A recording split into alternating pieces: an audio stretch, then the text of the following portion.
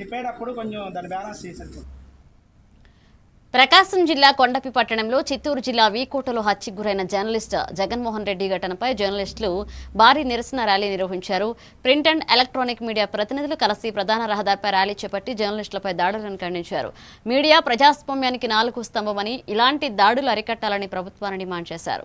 అనంతరం ఎస్ఐ త్యాగరాజు, తహసీల్దార్ శ్రీనివాసరావుకు వినతి పత్రం అందజేసి నిందితుల మంగళవారం ఉదయాన్నే వాకింగ్ చేస్తున్నటువంటి జగన్మోహన్ రెడ్డిని దారుణంగా అత్యంత కిరాతకంగా గొడ్డలతోటి పదునైన ఆయుధాలను ఉపయోగించి అతన్ని అత్యంత పాశవికంగా చంపేశారు.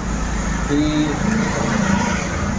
ఎటువంటి స్వలాభాపేక్ష లేకుండా సమాజం బాగుండాలని, అందులో ప్రధానంగా ఎవరైతే తాడితులుగా పీడితులుగా అధ్యాయానికి గురవుతున్నారో వాళ్ళ తరఫున పోరాడే విషయంలో పూర్తి ఎస్టేట్గా జర్నలిజం ఎంత ప్రాముఖ్యాన్ని కలిగి ఉంది. ఈ రాష్ట్రంలో ఏ పార్టీ అధికారంలో ఉన్నా కూడా అంతిమంగా జర్నలిస్టుల మీద దాడి చేసి నిజాయితీగా ఉండి, ప్రధానంగా నిజాయితీగా పనిచేసి జర్నలిస్టుల మీద దాడులు పెరుగుతూ ఉన్నాయి. అందులో భాగంగానే జగన్మోహన్ రెడ్డి మీద అత్యంత దారుణంగా ఆ మాఫియా దాడి చేసి చంపేసింది.